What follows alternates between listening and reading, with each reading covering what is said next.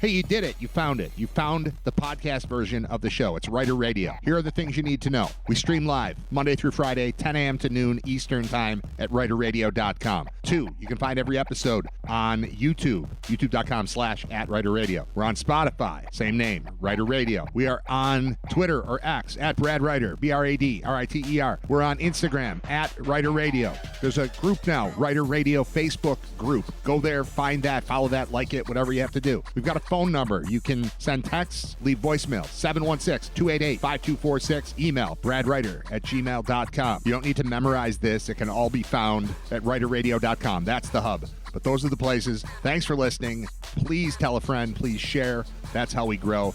Glad to have you on board to the podcast version of Writer Radio.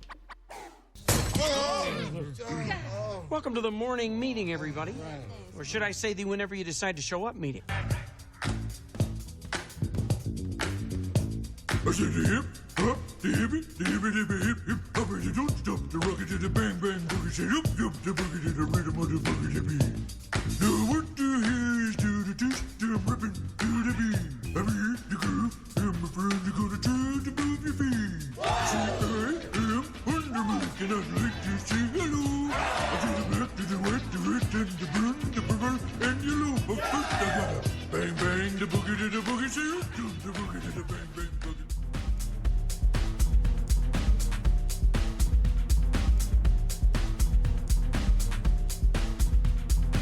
Writer Radio, episode 158, live coming at you here on September 3rd, 2025. Also, the second day of school, which is awesome. I'm going to just celebrate it all day, every day. But, man, it is fantastic at about 8:36 every morning when my home office is no longer cluttered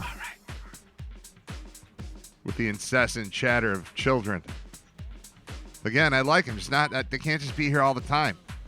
That's what school is for.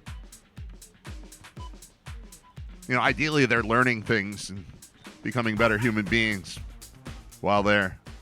But that's just like a side benefit. The main one is they're somewhere else. Not my responsibility. It's great. It's a very immature position for a 50-year-old father of 3 to have. But, my God, it's so much. It's so much, and it's so nice. I got a text from my sister today wishing the kids a happy first day of school. Ha-ha! Second day of school, sucker. I don't know what you people are doing out in Hamburg. Your school's starting on Wednesday, but we started yesterday, which is cool. My wife doesn't like that. She thinks it's too soon. Like, how are kids supposed to recover from their Labor Day hangovers and go to school on a Tuesday? They can handle it. Kids can handle it. I swear to you, kids can handle going to school the day after a holiday. They can handle playing baseball at 8 o'clock at night and then going to school the next day. I swear to God, your kids can handle it. All right. Whatever you think you need to do to baby your children to make sure that everything is okay the next day, they're going to be fine. I got bad news. They don't go to sleep right when you send them to bed. They don't. They pretend to. Sometimes they do. Sometimes they don't. They watch television when you're not looking. They might even read when you're not looking. This happens. Whatever bedtime you have established for your kids. I don't really do that. My wife gets it in her head once in a while that they need a specific bedtime, like on a particular night. And it'll mostly be that, yeah, tomorrow's the first day of school. We're back on a schedule, like that kind of thing. They still just go to sleep when they want to or when they happen to. We started a movie 2 nights ago. We started a movie at like 10 after 9. And, yeah, that's probably a little late for an 8-year-old about to hit his first day of 4th grade, right? And it's probably okay, I would say, for an 11-year-old about to hit his first day of 6th grade. And it's totally fine for a 13-year-old about to hit his first day of 8th grade, right? Well, you know how it worked? The 8-year-old fell asleep 4 minutes into the movie. Cool, because that's like naturally what happens. When you're tired, you fall asleep. And then the 11-year-old fell asleep probably 25 minutes into the movie. And then the 13-year-old watched the movie and went to bed. But I don't know if he went to bed or if he just went upstairs to his room and watched another movie. I don't know. But all of them got on the bus, or I say bus, but just we'll do it. It's a metaphor. They get on the bus means they left my house and went to school. 2 of them walked to school. 1 of them gets on the bus. But it's all worked out so far. I do find it interesting that this is our, let's see, we started here in 19. So 19, 20, 21, 2, 3, 4, 5. This is our 7th school year in this district. And we are, I believe, 7 for 7 on getting a text message early afternoon saying the buses are 30 minutes behind today. It's every time. The whole first week is a disaster with buses. The kids walking home from middle school beat the kid riding the bus home from elementary school, and that shouldn't happen. But they beat him by a good 20, 25 minutes yesterday. Because for whatever reason, despite the fact that the streets haven't changed, the locations of the schools haven't changed, for some reason, the routes, the maneuvering, this kid moved up to this school, all the stuff, the logistics of it takes some time to figure out. Not going to lie, don't hate that either. I'm not trying to keep my kids away all the time, but I think it's reasonable. It's an expectation we've set up as a society that if you decide to, let's say, get married and then have children, that they're on you for like 4.5 years or so. That's you got them the whole time. But then eventually we're going to send a big yellow vehicle. You just put them in there. They're gone for like 8 hours. That's the reasonable expectation. So I don't want to hear the bus arriving late in the morning. I want it on time in the morning. And if you decide to be a little bit late in the afternoon, that's okay. As long as you've got them safe. They're safe, right? It's fine. All right. It is September 3rd. We had a minor glitch in getting the show on the air. I was totally ready. I sat up last night. I programmed. I'm not going to have that thing where I'm like, I don't have a song to play when I try to take a break, because I set up 25 of them or something ready to go. I was going to do like half an hour of music leading into the show because I had so much stuff I wanted to play. And plus, it's nice. It's a nice little vibe. Like, if you get here early, there's just a musical interlude. You're just hanging out, listening to some cool stuff. And I like doing that for people. I want you to be able to know that if you tune in at 10 o'clock, there's something there. And within a few minutes, the talking will start. Today, the talking didn't start till like 10:08 because just before I went to start, I actually went live. I hit the button to go live, and then I hit the button to play music, and the music was not connected to the show. And if you heard the Pistachio Challenge, what is now being dubbed the Great Minneapolis Pistachio Challenge of 2025, which was Thursday's show last week, if you heard that, you know how frustrated I can become if the music doesn't play. I need the music there. That's my crutch. It's better when I'm in a hotel room full of 3 other people, because there's something else to do. But if I'm just here by myself and I hit the button to play the music and the music's not there, well, now what? Now that means either dead silence and you think there's something wrong and you go away, or it means I just keep talking and can't take the minute to solve the problem and get it back on track. So I decided right at like 9:59, restart everything, bring it back up, and everything's working fine now. So I'm happy to say that. I've got a million things written down to talk about. I've got multiple audio clips that I want to play that are ready to go. I feel very prepared for today's show. We will be joined at 11 o'clock by our good friend and our living legend and grinder, Bob Gaughan. We missed Bob last week due to whatever was going on in Minneapolis. There were audio issues, and Bob called in right in the middle of the chaos. And I was like, Bob, I don't have time for you. He's like, all right. So he left. But I saw Bob last night. He's good. He's not mad at us. And he will bring 2 weeks of passion, as opposed to, he's been on every week since we started the show. 158 episodes, so divide that by 30 weeks. 31 weeks. This is week 32 of the show. Does that sound right? Quick math. Either way, he's been on once a week. Scott Wilson's on all the time. Scott Wilson's, for a while, he was on once a week, and then it went to Monday, Friday, and then it went to Monday, Friday, but also he might call in when something else is going on. There's a lot of Scott. Bob is once a week, every week. 100% of the time, he's there 100% of the time. Well, 100% of the time, he's there 20% of the time. Until last week. But technically, he was on because he called in. I talked to him for 10 seconds and said, I can't do this. And he said, okay. And he got out of the way because Bob is understanding. Situational awareness, one of Bob Gaughan's strengths. He's got a lot of strengths.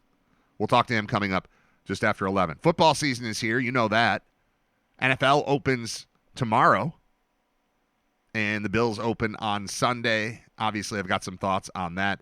And I've got some audio. Should I try that? Yeah, let me do this audio real quick because this is interesting. Bob Gaughan made a point. This is why this all comes back to Bob. Bob's ahead of his time, always has been. He's ahead of the curve. He's like the 3D chess thing people talk about. That's Bob. Bob sees what's going on and starts talking about it, and then the next thing you know, the world is talking about it. Bob's ahead of the curve. And Bob, a while ago, a month ago or so, came on, maybe even longer, maybe 2 months ago, started talking about how Josh Allen should probably be considered one of the greatest. He thinks that Josh Allen is the greatest quarterback in NFL history in playoff losses. You just take his playoff losses, and this is a difficult stat to put together. Maybe Bob's got some AI thing going on, where he probably not. No, he probably doesn't. Considering the technological problems we were discussing in Bob's life last night, it's not an AI thing. This is just him seeing the future. Difficult to look it up, but he put together the stats of Josh Allen in his playoff losses, and they are remarkable. And he said, I think it's time to start thinking about Josh Allen as the greatest quarterback in playoff losses in NFL history. And it's a tough one to track. It's a little clunky, but he's onto something. Not that long afterward, we had this. Who was this one? Oh, this is Warren Sharp, Sharp Football. He's a statistician, kind of advanced analytics type of dude.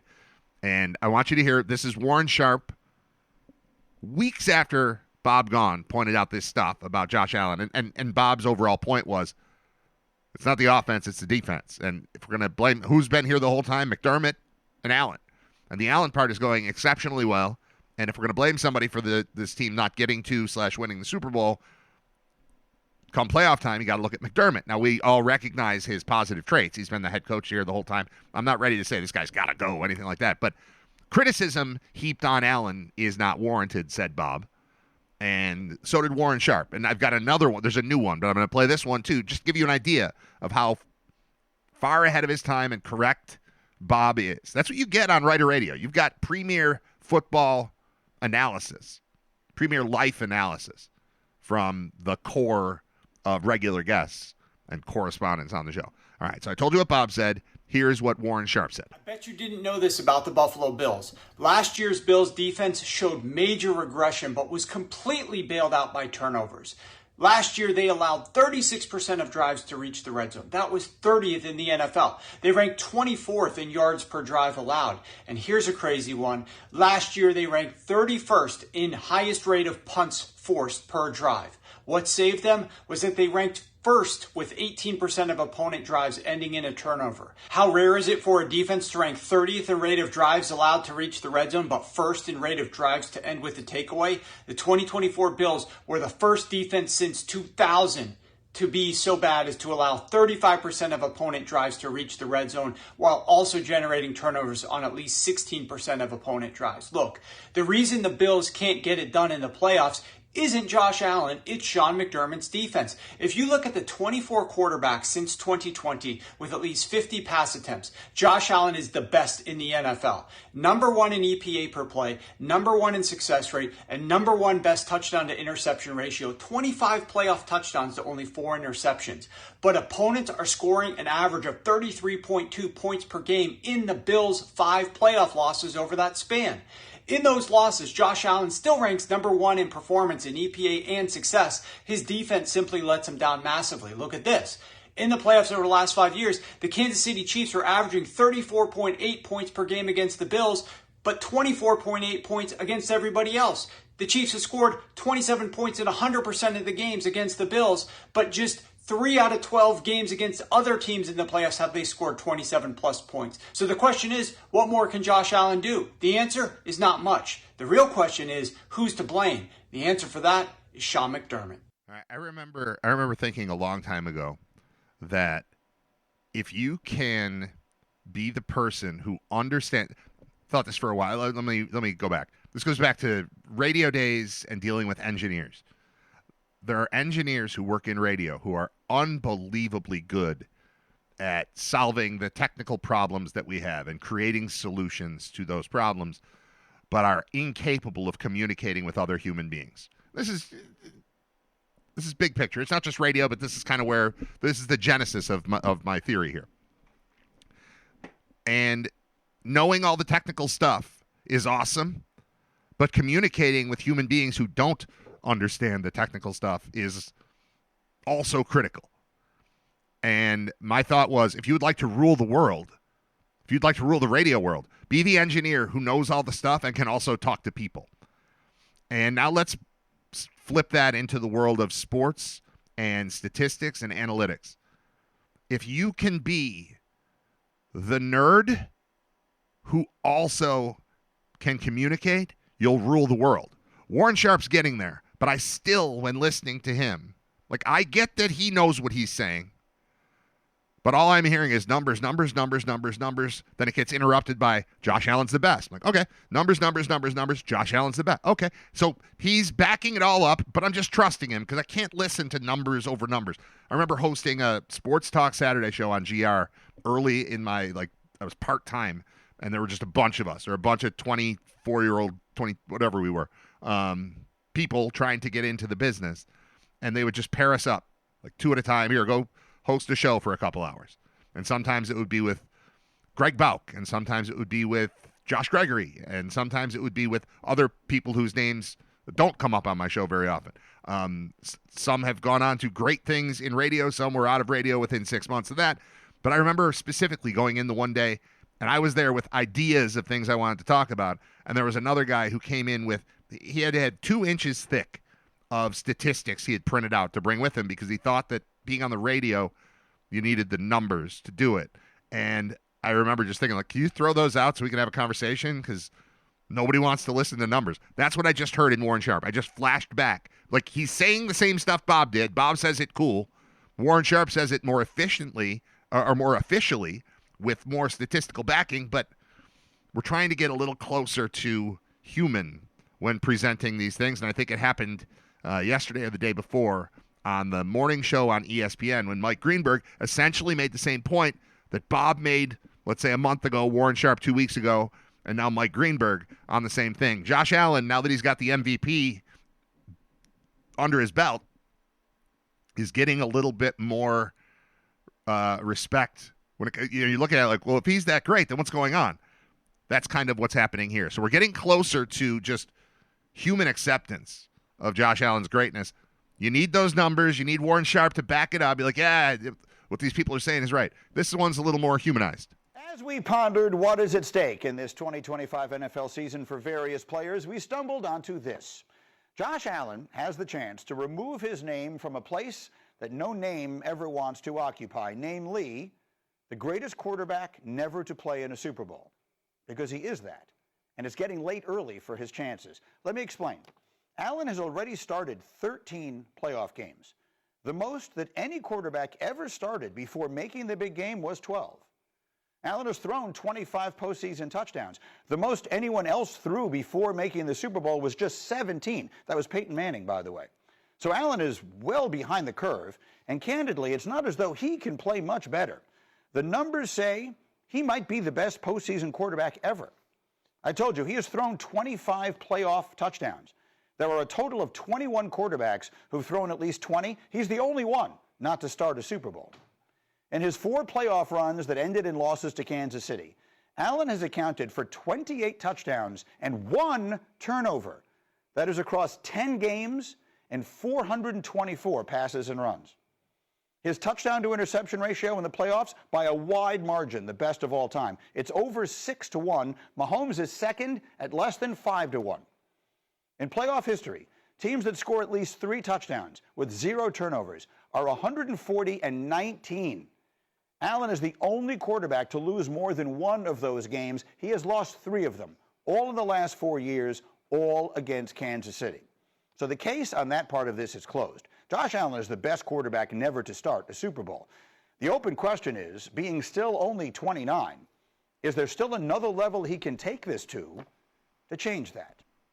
All right, so that's the fully prepared, fully honed version of the same information. Bob Gaughan calls and goes, hey, I just thought of this. Check this out. And he's got numbers, and he's throwing them at me. But Bob is so passionate that I don't even hear numbers. He just a little bit. It's just a little bit. The overall take is they lose all the time. It ain't his fault. Like, I got it, Bob. You communicated that well. Then Warren Sharp jumps in, and he's like, here are numbers explaining the thing that Bob said. But I don't really hear it because while he's obviously really thought through this and poured over numbers to make his point, I just hear number.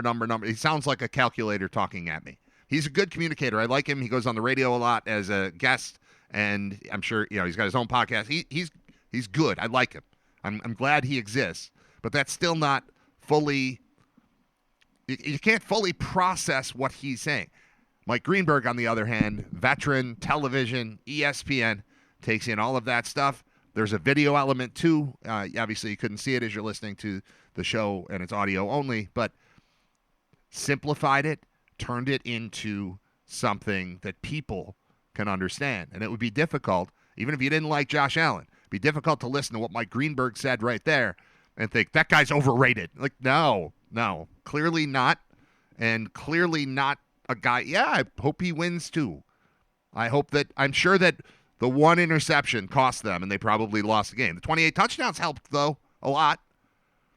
The overall point is presentation matters and communication matters, and the way that not just in sports and media and that thing, but like in society, the way that we are best at convincing people to come to our side is to have all the information in our head and then present it properly, as Mike Greenberg did. And I think that's a perfect example of how I would like media to work, how I would like information to be disseminated.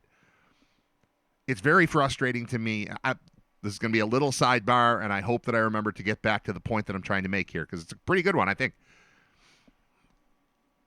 I'm very lost in trying. Like, I've got to watch one of those. It's a Fitbit, okay? And a couple of years ago, I got it, and it was my birthday. I had like gift cards. My old watch stopped working. I'm like, you know what? I'm going to go get this thing, and I don't usually do this, but I'm just going to get the top of the line, the best thing they have, rather than the bare minimum thing that'll get the job done. I'm cheap. I'm frugal. I'm whatever. I like deals, But I decided in that moment, it's like, it's a gift. I've got this and this, and I bought this watch, and it was cool for a while. And then the battery life kind of went on it, so it defeats the purpose. Like, I like wearing the thing for a week and then seeing, how'd my sleep go? 'Cause that's something I need to monitor. I'm not great at going to bed on time. I'm not great at getting up on time. But if I get into a rhythm, I'm cool. Like, when I first started this show 158 episodes ago, I think there was some fear amongst my inner circle that it wasn't going to work because, hey, the last time I had a 10 a.m. show in 2007, I woke up at 9:55 and then got fired from that show. Now, that was a different circumstance. I was bouncing around. I was working nights. I was working mornings. I was working afternoons. Doing all this different stuff. So it was weird. But I said if I just had one time slot, I'd be fine. I can do 10 a.m. Who can't do 10 a.m.? What kind of moron can't do 10 a.m.? So, and 158 shows in, I've only missed the start of it once due to sleep. That's pretty good. Not bad. Even then, I was on, 10 minutes later or something like that. I've missed some start times because of technical issues, but I've been here and ready to go. Anyway, this Fitbit, it stops working, right? It didn't stop working, but the battery is dying so often that it's defeating the purpose. Like, I'll wear it for half a day and the thing's dead. And I know that I've put apps on it and that's probably draining the battery and this and that. So I start reading about that. And I decide, after research, none of it like official though, because I don't know who I can trust. After the research, it tells me it seems the best course of action for me is do a factory reset on the watch and we'll just start over. I'm not going to lose anything. I don't care. It'll get me back to where we were 2 years ago when I bought this thing. So I did that. And then became unable to, despite the fact that it was turning on, became unable to connect it to my phone because in order to connect it to my phone, I need to grab a 4-digit number off the screen of the watch. And even though I could feel the watch turn on and I saw the logo come on, the part where it's supposed to like settle in and just start working, we're not getting there.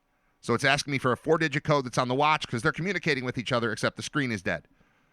So now what? So now I have to call the Fitbit people. And I get a guy who's, English is probably his fourth language. And he's also, it sounds like, in a gymnasium full of people who don't speak English as a primary language, all of whom are attempting to solve this or any other problem.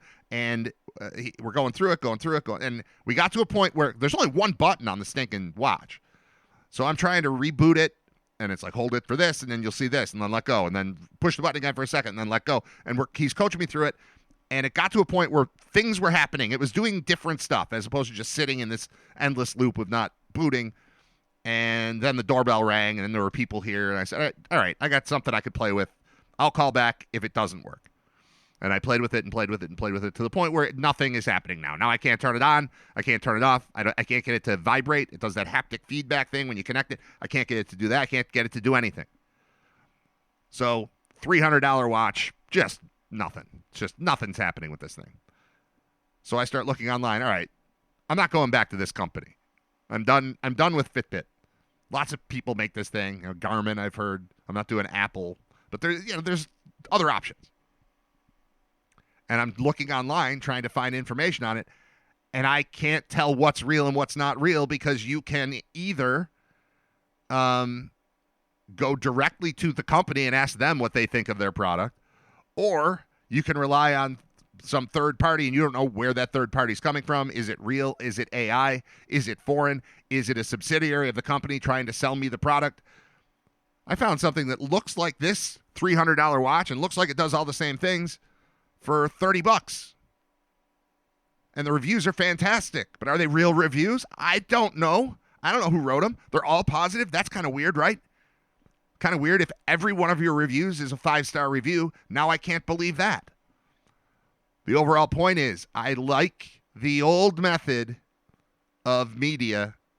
I like the new stuff. I like being able to chat, but I eventually need someone I recognize on a platform I recognize, using words I recognize to describe the thing I want to understand.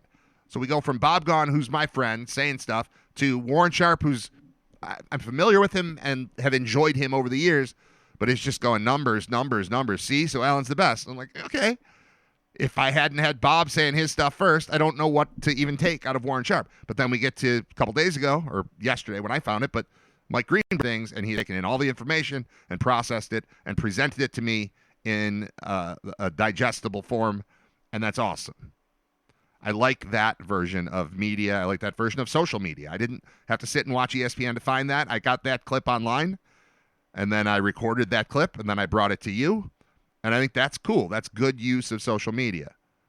However, we have created a world where Skip Bayless, who is known for, I don't know, being obnoxious, being loud, being overly opinionated. We've created him. We've created the Stephen A. Smiths and Skip Baylesses of the world who are, I don't want to use the phrase hot take because that's just, I've never quite, I'll skip that. I don't want to, that's another, another road I'll go down and take me away from the point that I'm trying to make. Skip Bayless is being laughed at because of a tweet that he sent out during the North Carolina game the other night. We talked about it yesterday. North Carolina had, we saw the head coaching debut of Bill Belichick at North Carolina, and they got stomped by TCU. But it didn't start that way. It started with a 7-play, 80-ish yard touchdown drive right off the bat. It's like, whoa, look at this. Here comes Belichick. And it's what everyone who was watching the game was thinking. Like, uh-oh, did this work? Did he get us again? This guy that's been annihilating the Bills and the rest of the NFL for 20 years steps away, and he walks into college, and he's that good, and he's making it happen. We're thinking it. Skip Bayless puts out a tweet that says, wow, Belichick has a national championship offense. Heels just shredded Frogs defense. It was one drive in. They lost the game 48-14. They were up 7-0, and they lost 48-14. Skip Bayless is now the butt of a joke. Look at this guy, this moron. Look what he thought. Except we've created a world where collectively we can't just watch a football game and turn and say that to your, like, if Skip Bayless watches that play and turns to his friend and says, "Whew, look at Belichick. This is looks like a championship level defense or offense." Then a drive later, you watch what the defense looks like, which is not championship level, and you go, "Oh, well, I guess it's going to be a problem." But because it's online and retweetable and quotable and whatever, Skip Bayless is the moron for writing down the thing that he wrote, because we as a society have created a role for him. His role is to be the guy who reacts as strongly as possible to everything that happens right as it happens.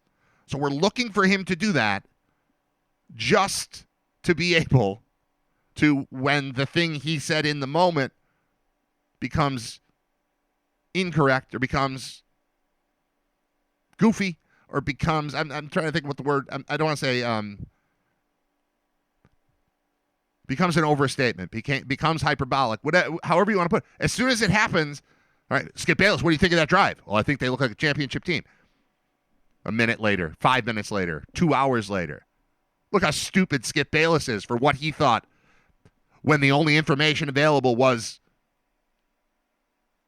a 7-play, 83-yard drive for a touchdown in the college football debut of, let's just call him, the greatest head coach in NFL history. Boy, Skip Bayless is a moron for thinking that might be noteworthy. No, he just commented on the thing. I don't like the career he's built. I mean, I don't care. It doesn't matter. But I'm not envious of him. I don't pay attention to him. But I will defend him in this case. We have built a world, we've created a world where Skip Bayless's role in our society is to watch that drive and then tell you how awesome it was.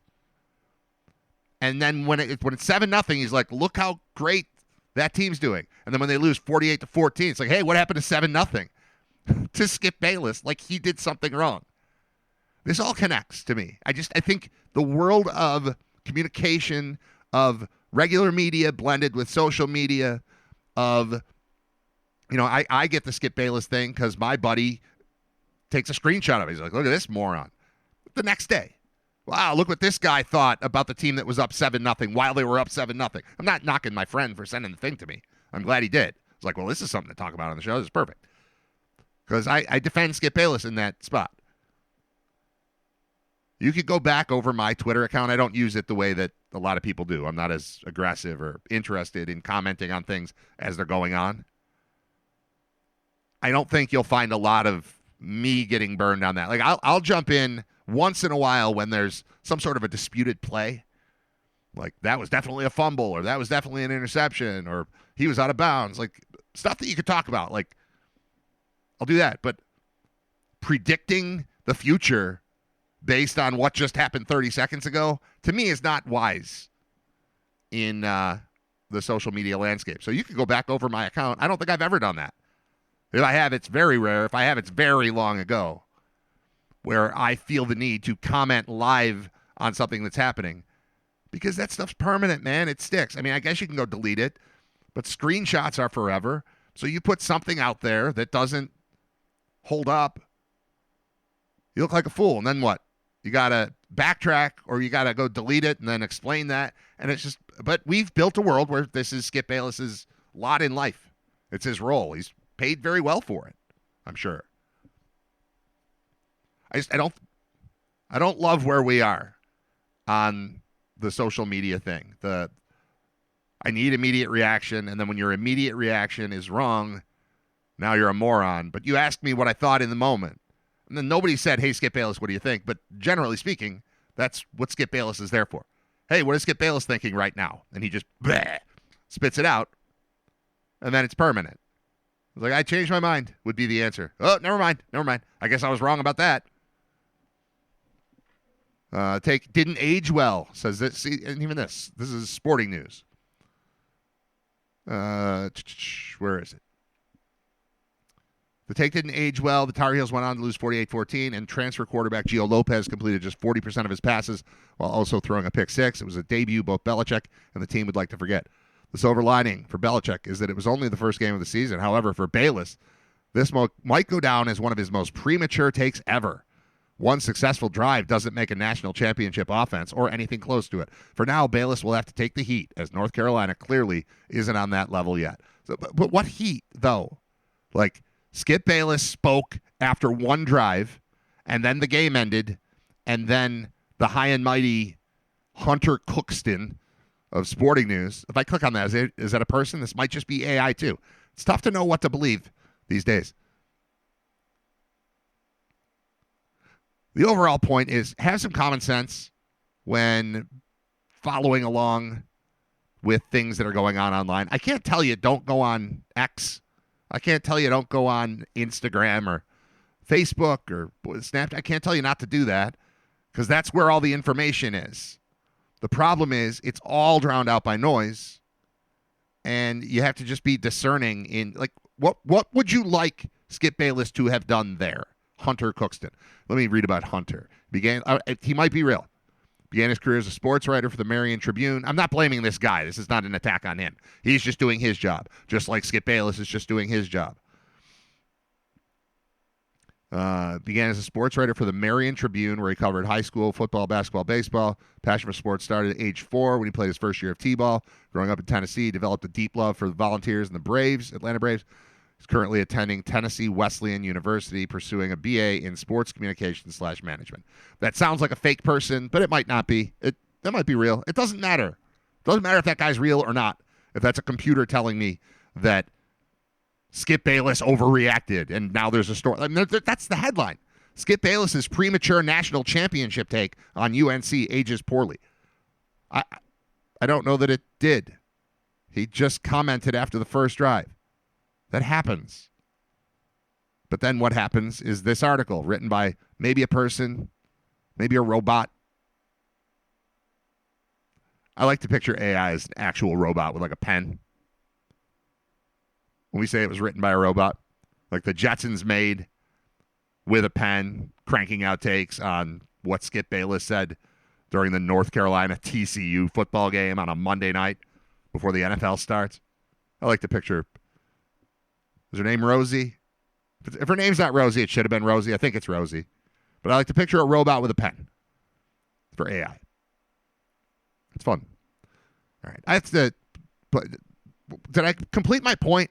I guess my point is just chill. Don't overreact to an overreaction. We are demanding overreactions. We have created Skip Bayless so that he can overreact to things.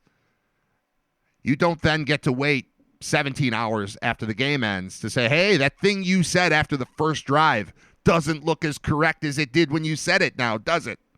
No. I will say doing this to meteorologists would be fun. Just like quote tweeting meteorologists about how you don't have to bring your umbrella and then you're standing in the rain. Like, come on, man. And the avatar for all of this is always Don Paul to me because I like Don Paul. I think he's cool. I think he's awesome at what he does and has been for a long time. But I also like blaming the weather on Don Paul. It's fun. All right, I'm losing my train of thought here, which is a perfect spot to play one of these 25 songs that I have just lined up and ready to go. I was in a big Tragically Hip mood yesterday. I listened to the Tragically Hip Top 40 Countdown. I've discussed it multiple times on here. We had JD on. He's the host of that show. They're counting down. They did a listener survey thing and counting down the voting. What am I trying to say? They're counting down the top 40 hip songs of all time as voted on by listeners who wrote in their top 20, and then he tabulated the whole thing and he's counting down. It's one song at a time, and he pre-recorded interviews about each of the songs. I did one. My song was Fully Completely and ended up being it was number 13 on the countdown. So doing the top 40 countdown that really started at like 150. He was doing like 5 songs at a time. But on January 6th, once a week, number 40 next week, number 39 next week, 38. It all culminates in a party on October 4th in Toronto where Strictly Hip is going to play. Super cool. I was interviewed. My episode aired a month and a half ago or something like that. Jer Hoyle lead singer, band leader of the Strictly Hip, who's been on the show a zillion times. He recorded one, and it aired this week. His song was Nautical Disaster, which is number 7 on the countdown. So there's still 6 songs left. But I really enjoyed listening to this episode because, A, Nautical Disaster is one of my favorite songs ever, one of my favorite hip songs. When JD, the host, asked what song I thought would end up number 1, that was the song I chose while doing the interview. I then emailed him the next day and changed my mind. But how about that? This connects. Okay, there we go. In the moment, I was asked what I thought, and I said, here's what I think in the moment, because you asked me a question. And I know nobody directly reached out to Skip Bayless to say, what do you think right now? He just did it. But the assumption is the internet wants to know. That's my personality. That's my job. I got to say what I'm thinking after that amazing drive. Here's what's on my mind. He didn't say they're going to win the national championship. He said, national championship offense, all in caps. Heels just shredded Frogs defense. That part's true.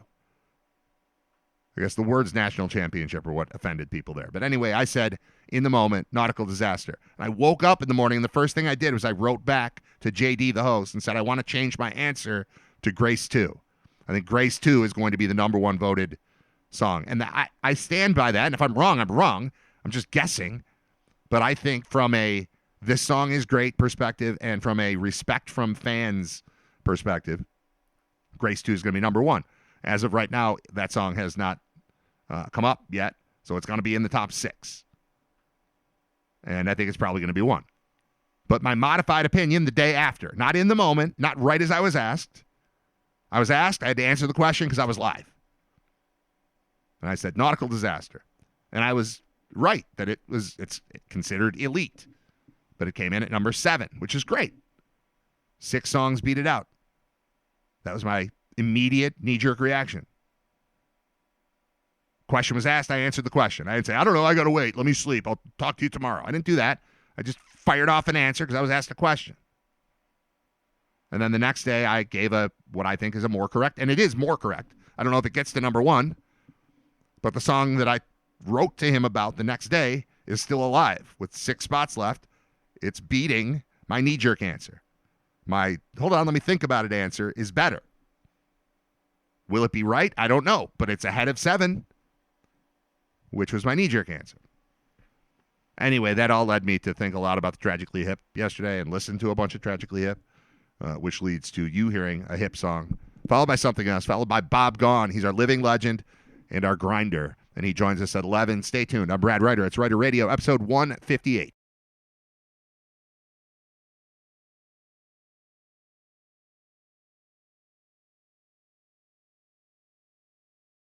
This portion of Ryder Radio has been deleted for the podcast version. If you want to hear everything that happens, listen live weekdays 10 to noon at ryderradio.com.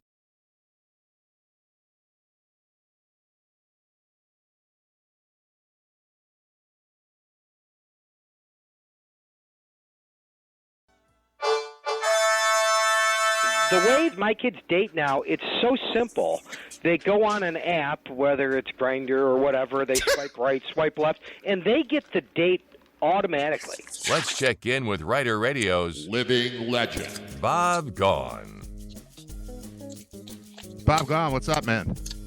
Hey, Brad, how are you? I'm doing great. Football's here. I'm excited about football being here. I'm excited that we had a college game already to attend. Well, you didn't attend, but you were involved in. We had a broadcast already. We've watched college football for coming up on a week now, and the NFL starts tomorrow, so I'm in a good place. I'm in a happy place, and the kids are back to school, which is probably the best part. Oh, yeah. Everything is going good. Hey, along those lines, my son has a little bit of advice for you. Okay. High school football, starting, and he noticed something last year, and just to help out the people going to high school games, and that is you often want to stop by the concession stand, right? Yeah. Who wouldn't? And he said that there were 2 lines at a game that he was with.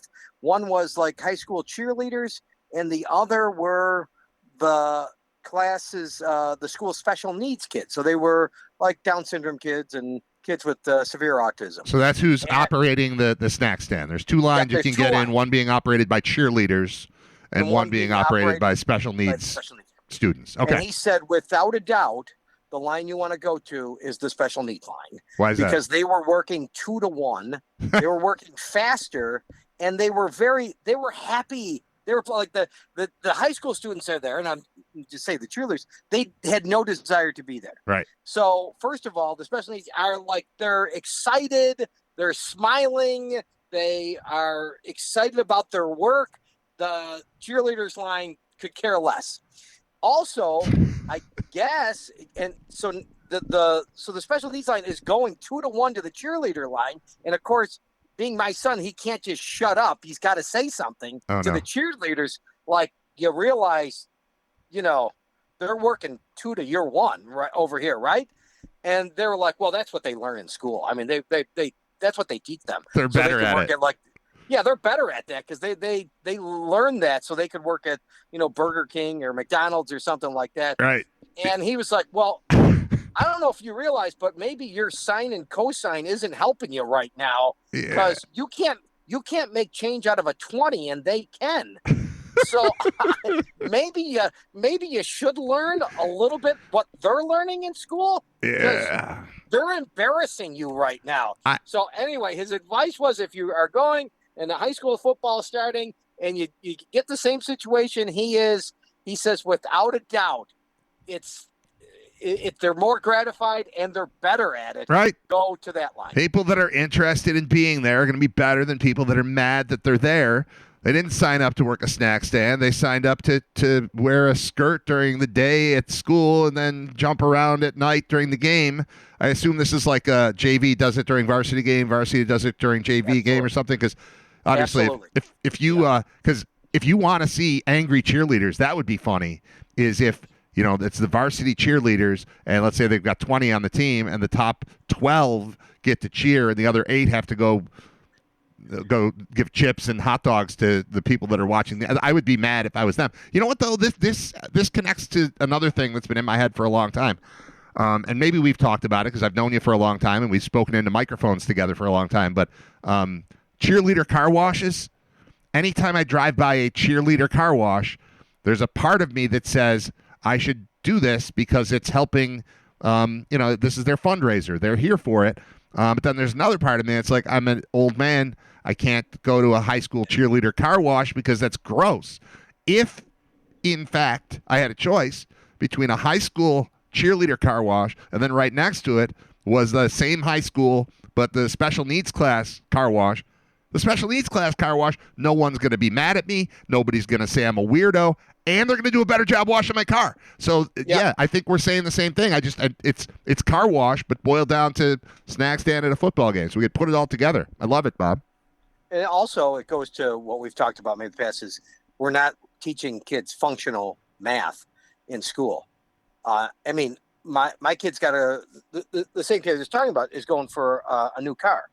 And he should know how to figure out, like if he takes out a $20,000 loan and he gets a 3% rate or a 6% rate, what is the compound interest? How much is he actually paying for that car?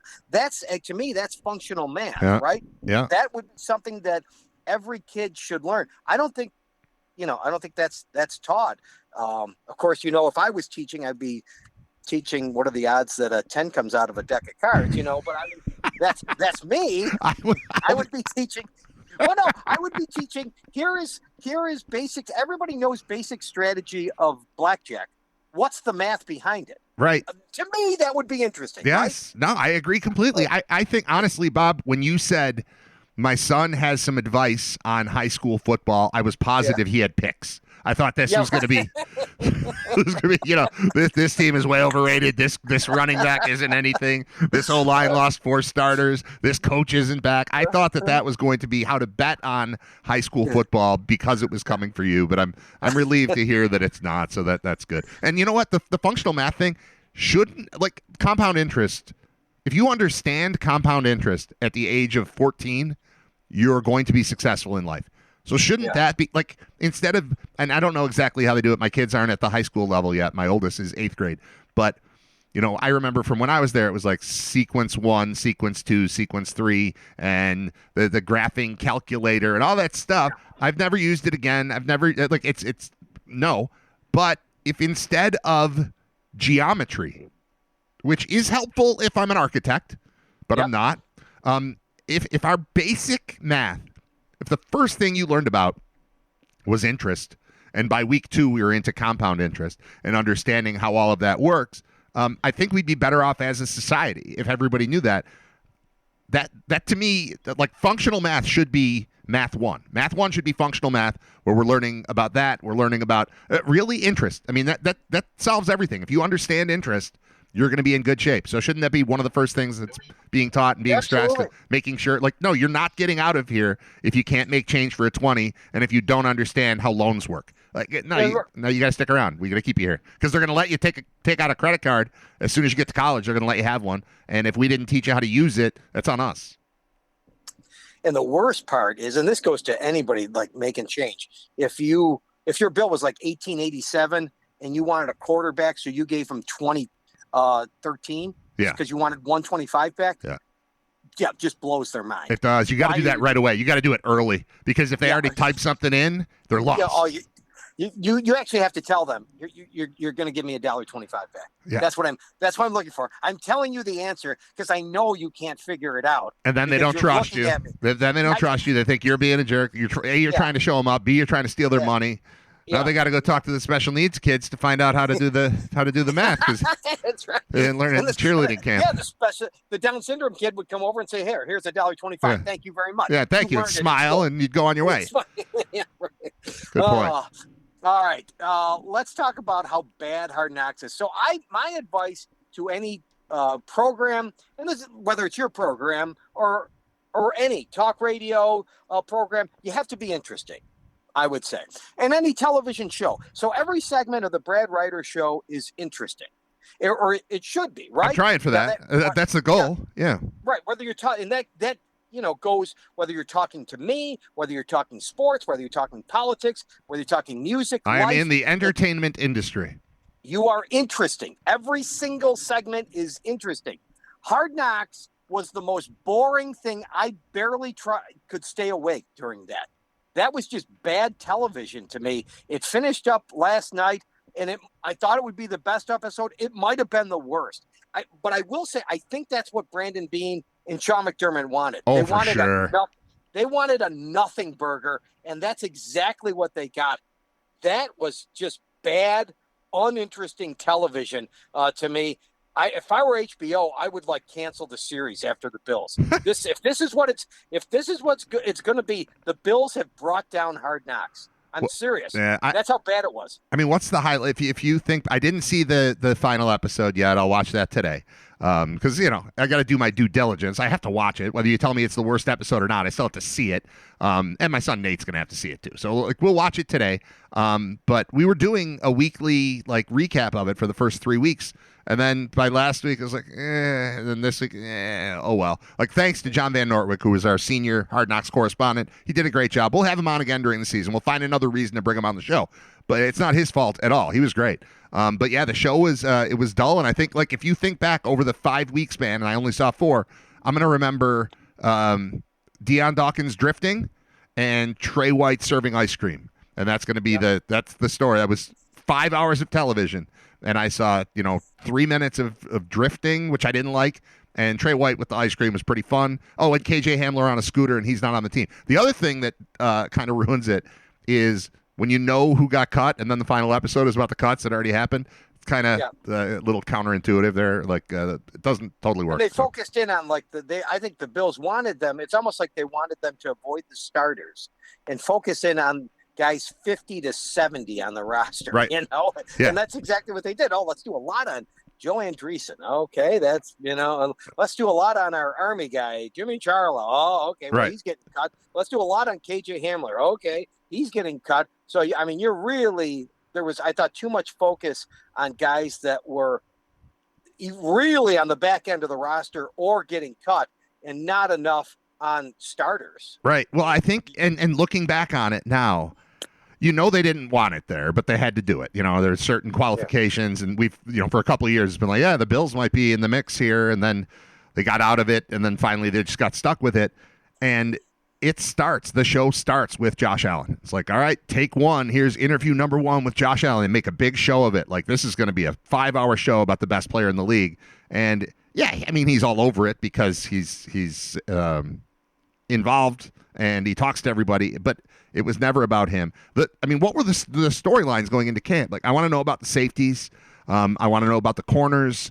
I want to know what's going on with Keon Coleman. Did Keon Coleman speak once? I didn't see last night, but in the first 4 weeks, I don't think I've seen him speak once. And he is, like, you go into fantasy football drafts, and I know I'm kind of this is an aside, but I've been through a bunch of them because my kids are in leagues now, and I've been helping them out with it. Usually I just do one draft myself, and I never think about fantasy, but we've done a bunch of, like, snake drafts and stuff. When you have, like, my son is big into, it's his first year, but he's big into pairing a quarterback with a receiver, right? So he's like, I'm going to take Jamar Chase first. And I think that with the 16th pick, I can probably get Joe Burrow to go with him. And you really want that. He's got Jaden Daniels and Terry McLaurin on the same team, and this and that. You want Josh Allen on your team, of course. He's going to put up big numbers. Who's the guy that you need to pair with him? I want that information for fantasy. Is it because you get into the 8th or 9th or 10th round of the draft, every Bills receiver is available, and I've got to choose between, all right, well, Keon Coleman was number 1 and he's tall. Josh Palmer, they gave him a good chunk of money and he seems pretty cool. There was a little bit of Josh Palmer stuff in the show. Khalil Shakir is most likely going to be the most productive receiver from a reception standpoint for the Bills, but I got no sense of the receiver battle because they focused on the bottom end of it with KJ Hamler. And I got nothing on the information I need, which is, which guy do I want to pair with Josh Allen here? I didn't get any of that. So, yeah, I guess I would agree that I really took I enjoyed the show early because I like the Bills and I like football coming, and I like NFL films, and I like that it's being shot at a place that I know with players that I know, all that stuff. But when all is said and done, it was kind of, so far for me, 4 hours, but 5 hours of nothing. You're right. And I picked Shakir, but I could be wrong with that because you're absolutely right. It was late in the draft and all of the Bills receivers were still there. Speaking of pairing, by the way, because people are doing fantasy, the ones that you could pair also, if you get one of the Dallas receivers, is with Dak. With the trade, I think that their defense is going to suck, and I think they could be in shootouts just like the Burrow thing. The Burrow Chase thing is a real thing, and if you're in a fantasy league, you got to block the guy that gets Chase from hitting Burrow. Yeah. Otherwise, you're in a world of hurt. Anybody that's in that league, like, oh my God, I got to face Burrow and Chase. They could put up 80 between the two of them, and I'm done. You got to block that. It's harder to block somebody that's going to do Dak and CeeDee Lamb, like you're talking about, or maybe doing Dak and George Pickens. So that's a real thing. People can do that, and I think Dak is an underrated quarterback, somebody that people can take as maybe their second starter, because I think the Cowboys are going to stink, but I think they're going to be in shootouts because of it. Okay, I like it. That's good. Good football advice for anyone who has not drafted yet. If you haven't, you should draft tonight because they start playing tomorrow.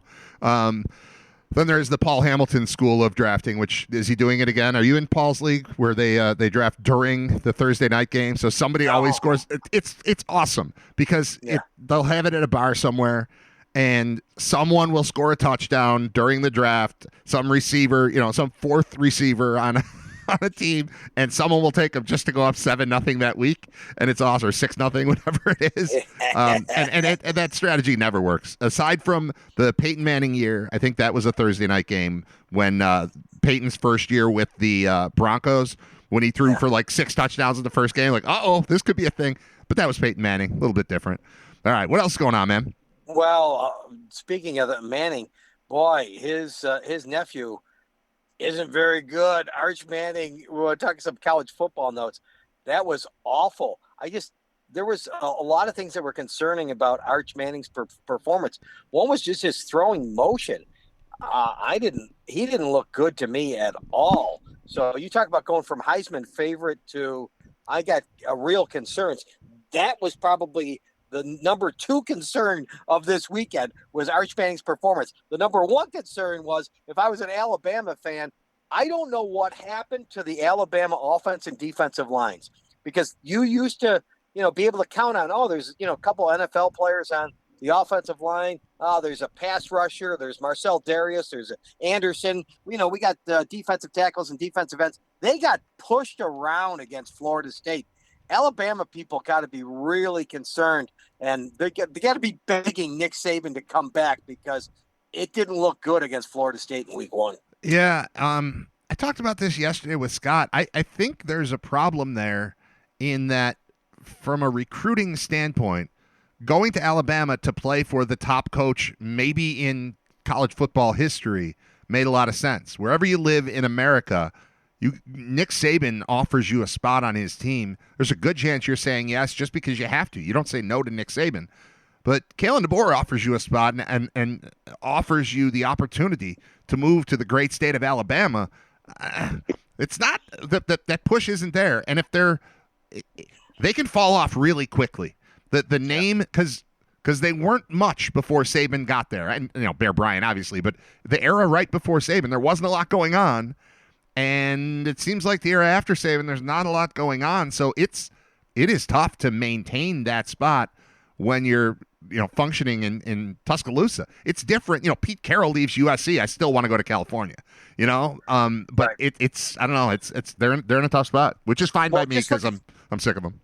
Well, look at the team they played. This is how quick it can turn around, good and bad. Florida State, undefeated, could be going for a national championship. They get left out. Okay, their quarterback gets injured from the playoff, so they get left out. They go to 2-10. In the majority of those games last year, they're losing by more than 7 points. It swings bad. It looks like it could have swung back. They match with, the perfect quarterback, Castellanos. They get him from Boston College. They match him with Gus Malzahn, who looks like the quarterback offensive coordinator is just a match made in heaven.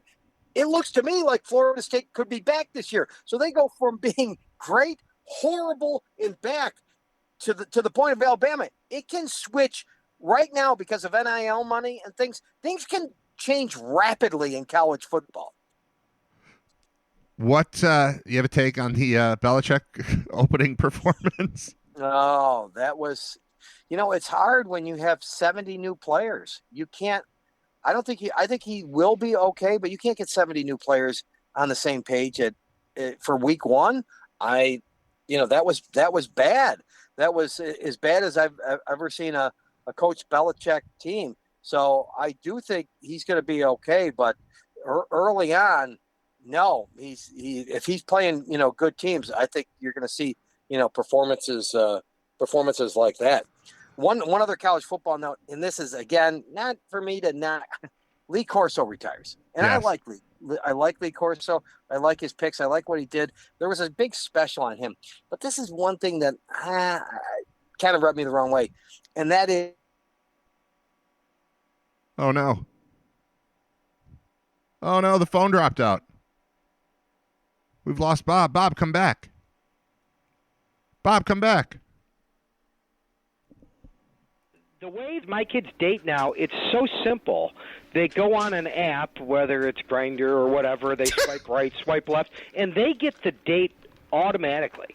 I'm just going to play that over and over until the phone rings again. The way my kids date now, it's so simple. He's going to call back. They go on an app, whether it's Grindr or whatever, they swipe right, swipe left, and they get the date automatically. The way my kids date now, it's so simple. He might still be talking and not know that he's not talking to me. Grindr or whatever, I should try calling him back. Swipe left, and they get the date automatically. I'm going to play it again. The way my kids date now, it's so simple. They go on an app. This is Bob. Leave a message. I'll call you back. See, I got his voicemail. He might still be connected. He thinks he's talking to me still. The way my kids date now, it's so simple. They go on an app, whether it's Grindr or whatever, they swipe right, swipe left, and they get the date automatically. Are we gonna? We're not gonna get the final thing from Bob. The thing I got a problem with it, and it just cuts off. It's too bad. All right, I'm gonna try calling him one more time. We'll see if it works. If we don't get voicemail, there we go. All right, we're ringing. Hey, you got cut off right in the middle of your final amazing point, Bob. I was just saying, I prefer that Lee Corso would have done more X's and O's. He purposely went away from it, and I think that is what people want.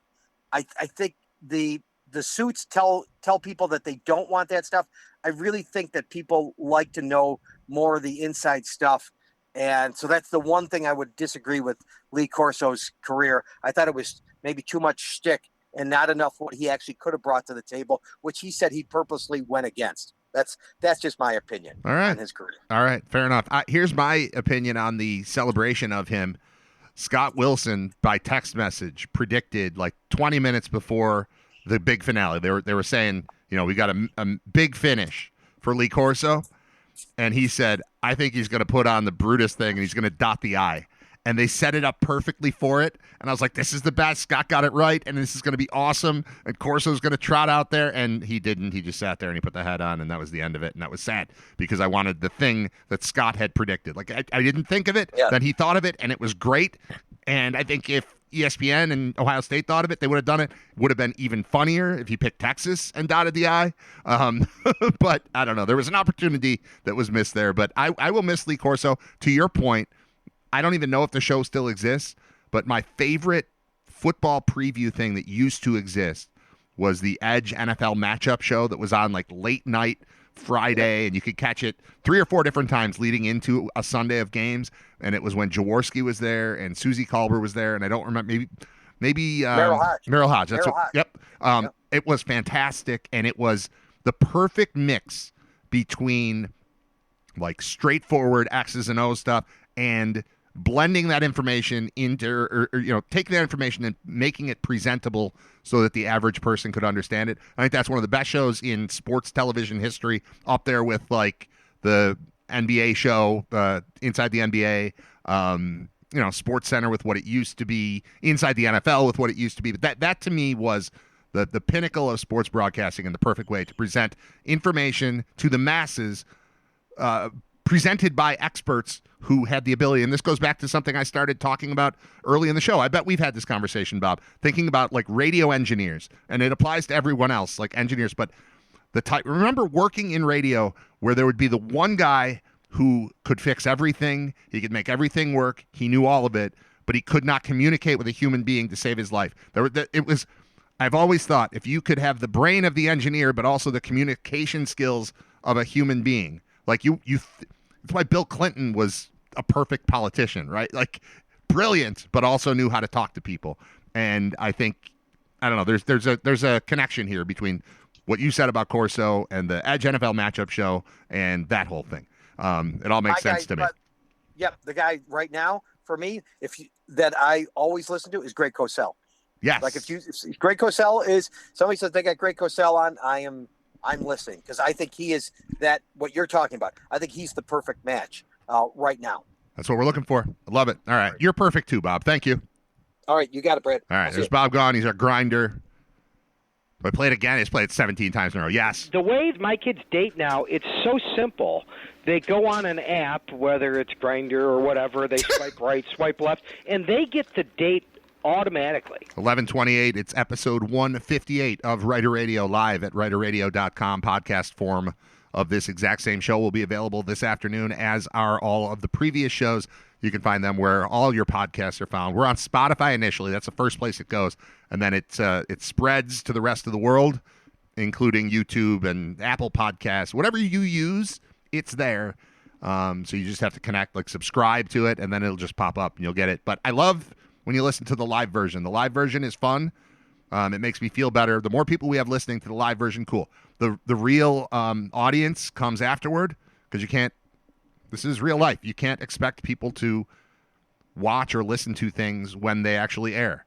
Bob's talking about Hard Knocks from last night. Oh, yeah, that aired last night.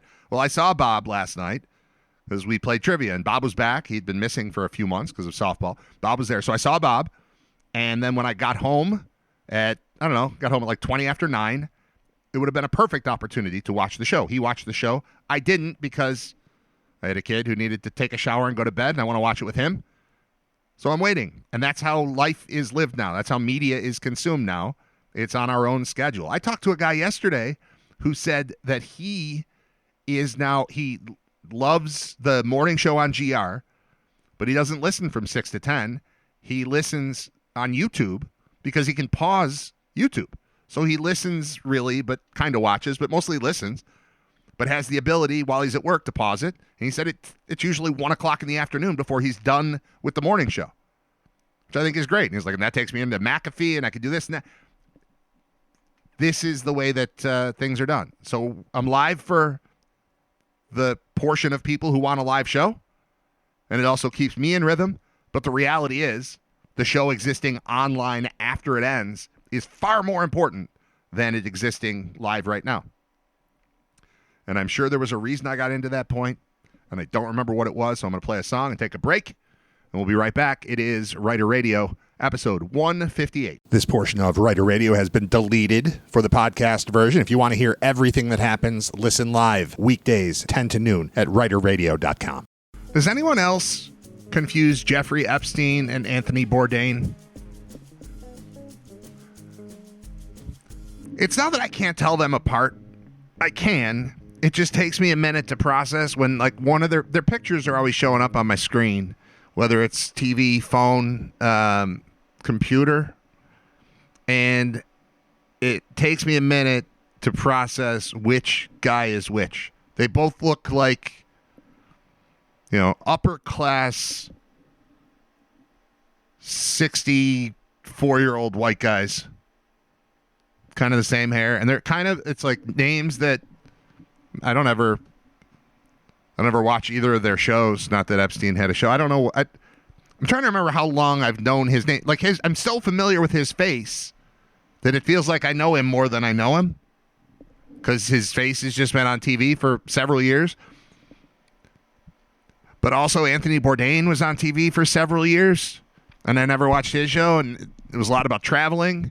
And the Epstein story seemed to be about traveling. It's not a proper connection. I know that there's something wrong with me.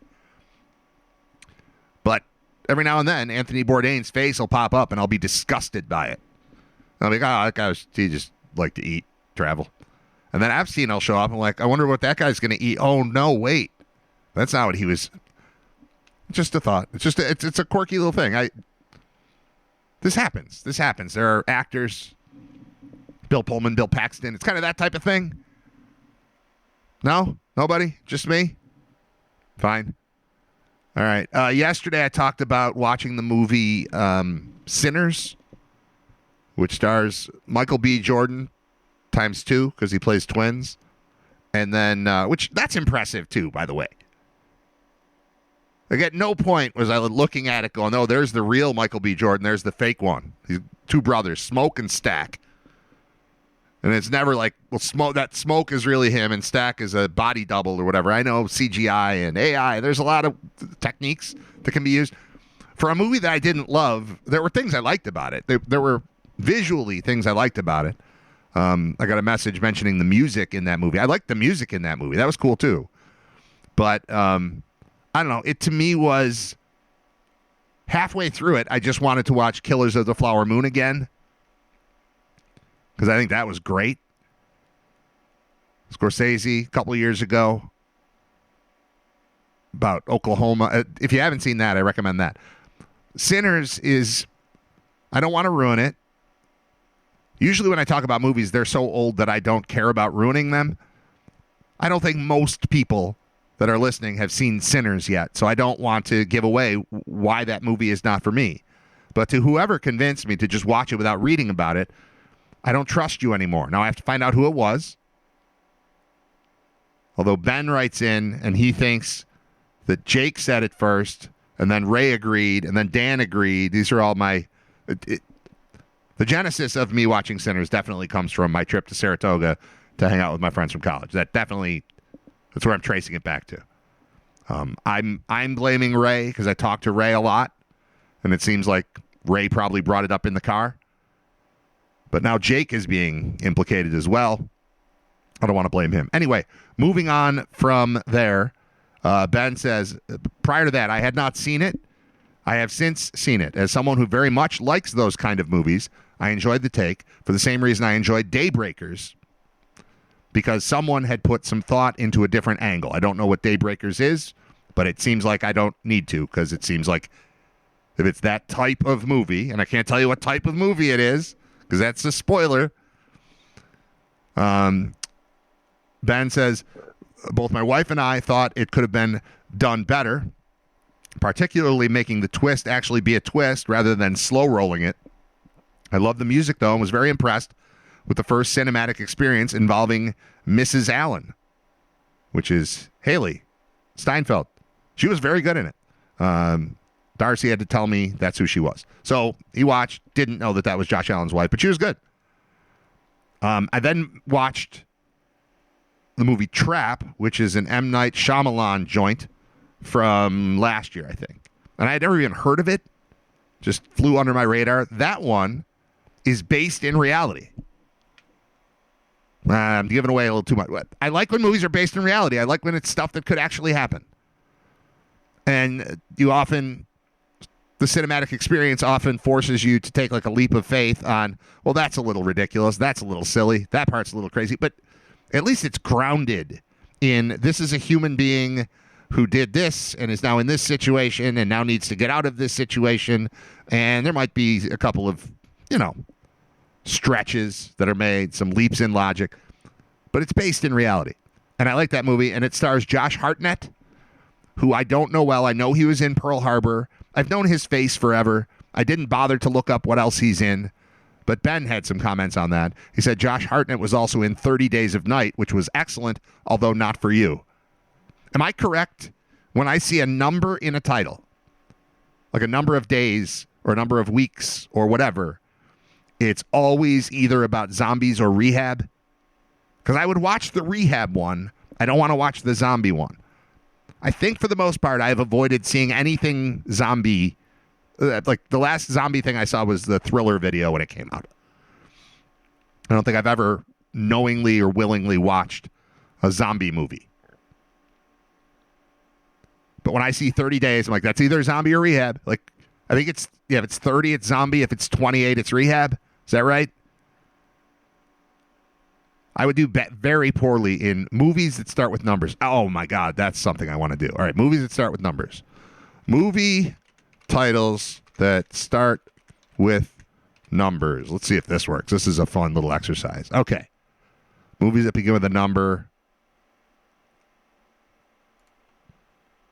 It's not all numbers. So, like, we start at 0 Dark 30.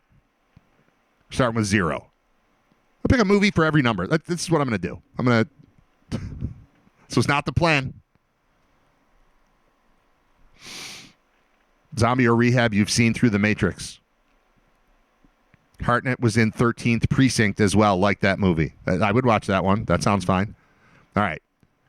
Top movie by number. It's 1148. I'll do this. I'll count as high as they count. What's the highest number you could possibly... What's the highest number at the start of a movie title? They categorize 1,000 through infinity. All right. I'm going to pick one from every category. Movies that start with 0. My favorite, 0 Dark 30. Not about zombies. Not about rehab. Non-integers. We got 4 choices of non-integers. .45. So that's probably about a gun, right? 45. It was released in Greece, 2006. Oh, it's American. Mila Jovovich is in it. I bet it involves a gun. 0.5 millimeters? No. Pi? No.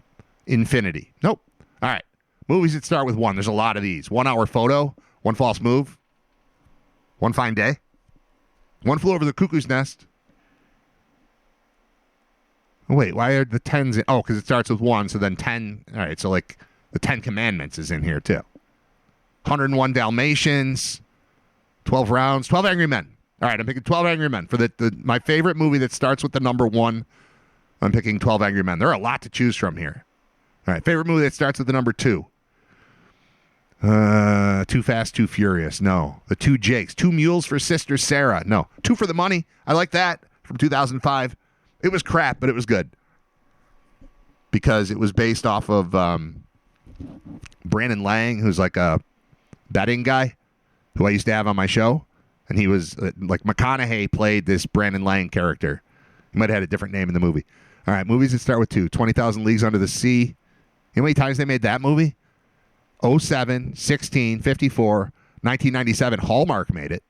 There's a Hallmark version of 20,000 Leagues Under the Sea. That sounds terrible. 200 cigarettes, 200 motels, 200 pounds beauty. 2001 A Space Odyssey. I didn't love it.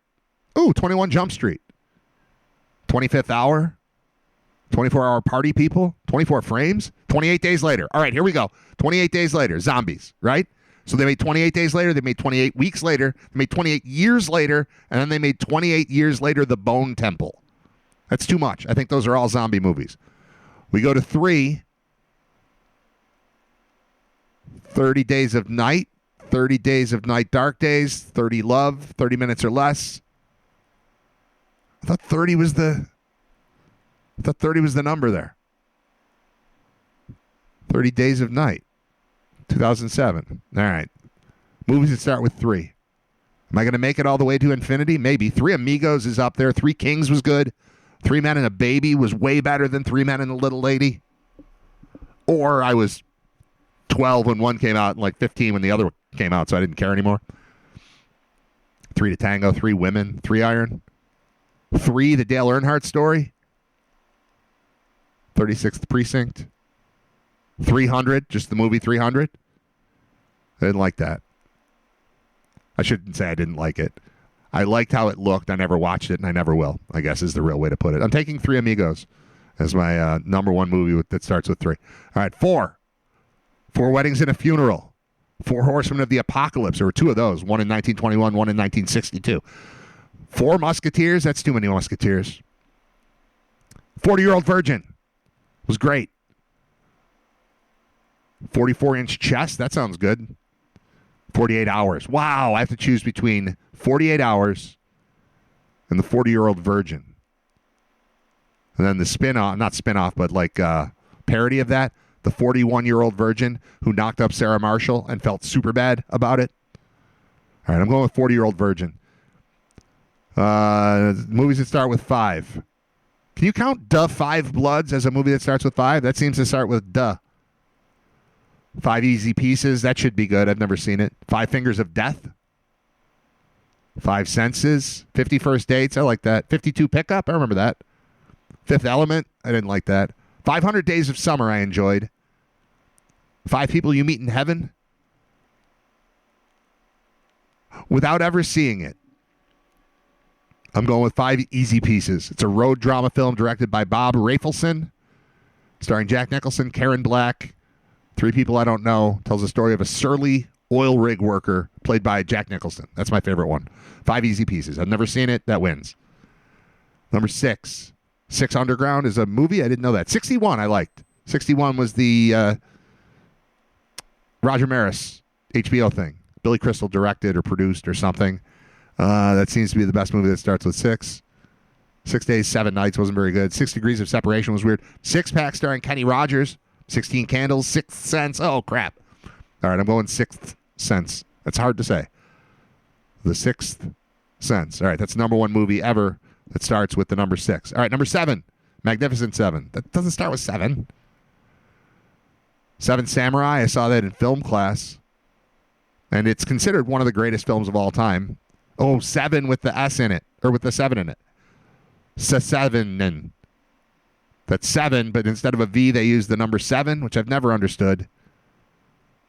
Like when they put the 2 in the word respect for Derek Jeter. Doesn't make sense to me. Neither does 7 in.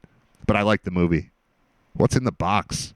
1995 7, the best movie named 7. Number 8, 8 Heads in a Duffel Bag was terrible. 8 Men Out was good. 8 Mile was great. I liked 8 Mile. That's in first place right now. 8 Millimeter was weird. Hateful Eight was good. I am going with 8 Mile from 2002. 9. There's a movie in 2002 called 9 Dead Gay Guys. I didn't see that. 9 to 5 from 1980, where they were going after the bad boss, Dabney Coleman. That's some early HBO Dolly Parton stuff for me. 9 Months was actually pretty good. Robin Williams as the doctor was funny. 9.5 Weeks, sexy. District 9, Whole 9 Yards.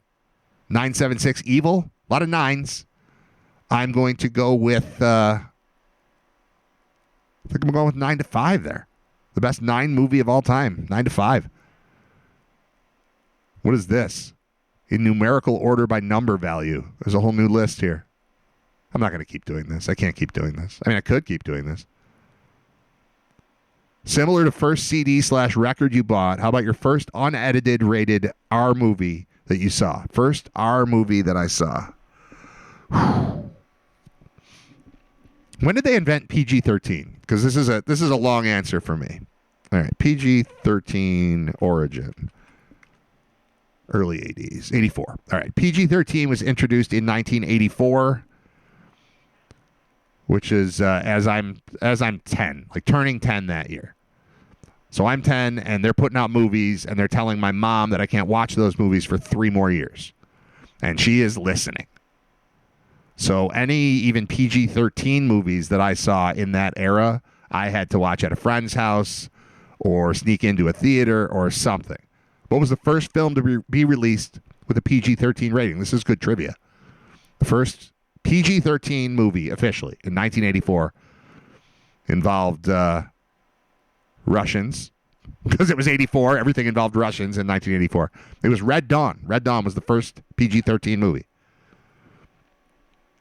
AI is telling me that the reason this happened is that before the PG-13 rating, the Motion Picture Association featured films that were either suitable for children with parental guidance or for adults only. There was gray area. Some movies like Jaws, Poltergeist, Gremlins, and Indiana Jones and the Temple of Doom fell into a middle ground category containing more intense content than a typical PG film, but not extreme enough for an R rating.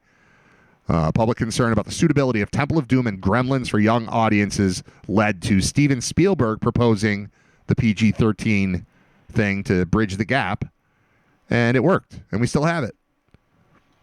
Back to the original question. First R-rated movie that I saw. All right, it had to be at a friend's house, for sure. It wouldn't have been in a theater. It certainly wouldn't have been in my house. It's in that same era.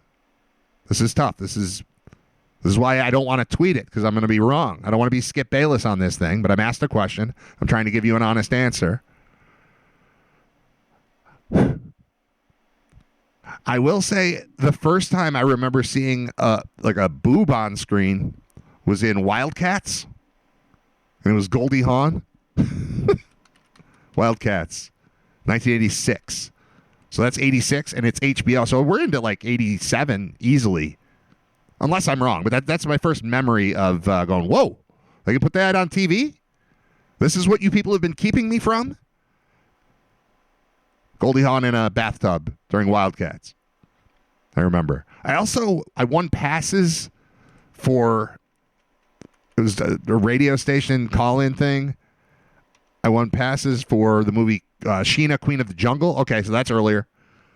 I saw Sheena, Queen of the Jungle in theater with my dad because we had passes for it.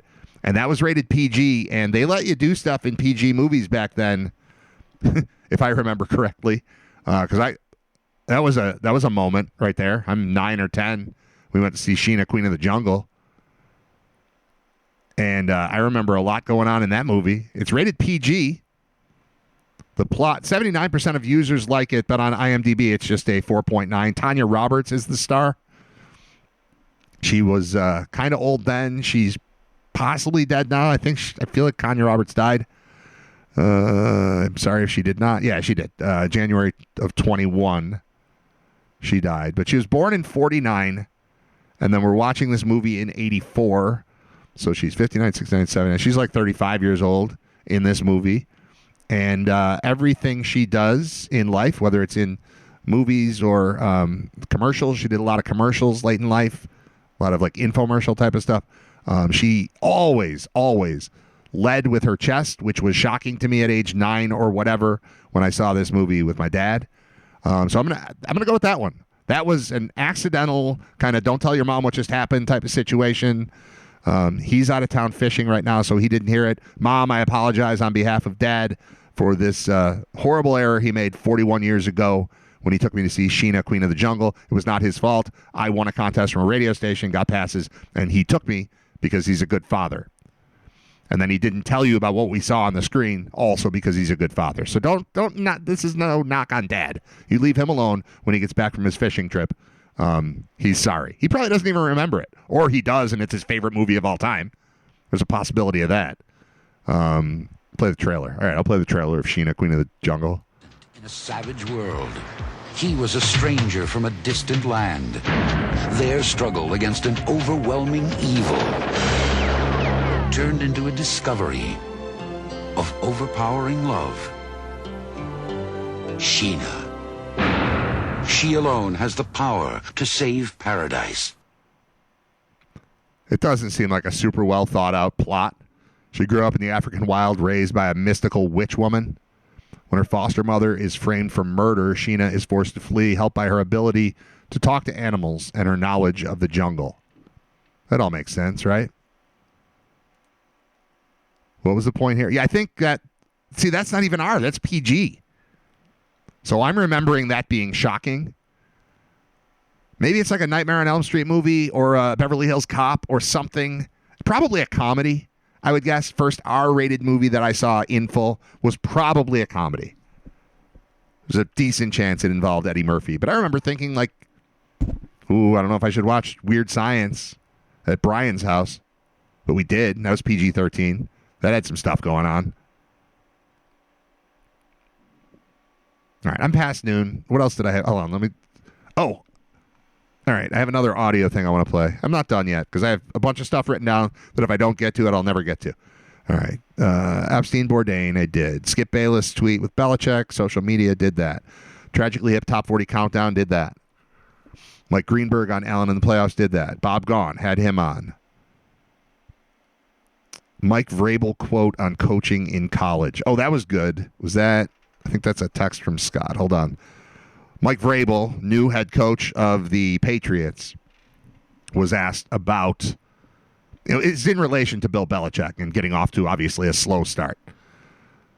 It's one loss. It's no big deal. It just looked very bad. It looked very bad, and so we're dwelling. And it's this guy that beat everybody up for 20 years, so we're looking for it. A weekly radio show asked Vrabel in New England about Bill Belichick at UNC.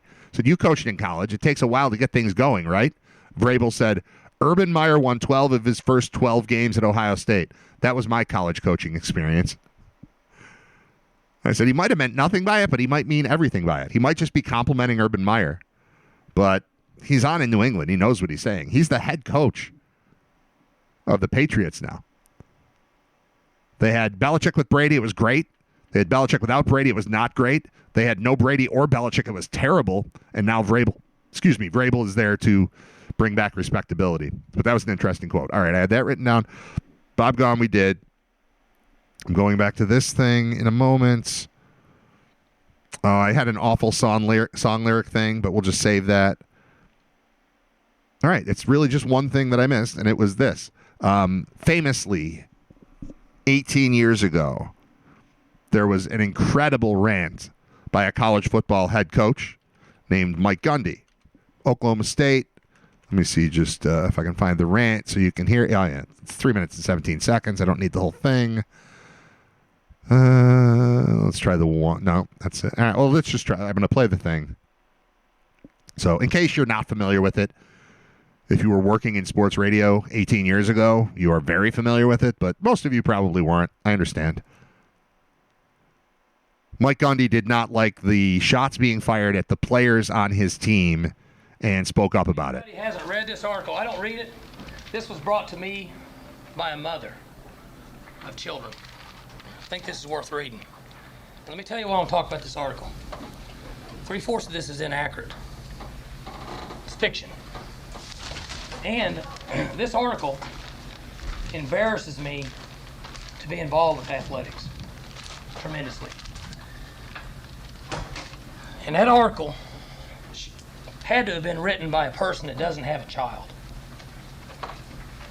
and has never had a child that's had their heart broken and come home upset and had to deal with the child when he is upset and kick a person when he's down.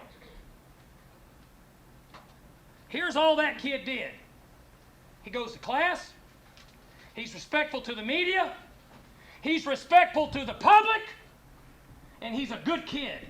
And he's not a professional athlete. And he doesn't deserve to be kicked when he's down. If you have a child someday, you'll understand how it feels.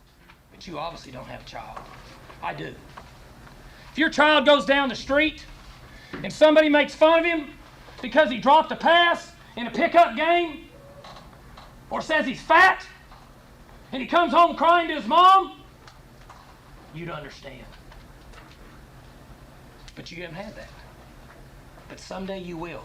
And when your child comes home, you'll understand.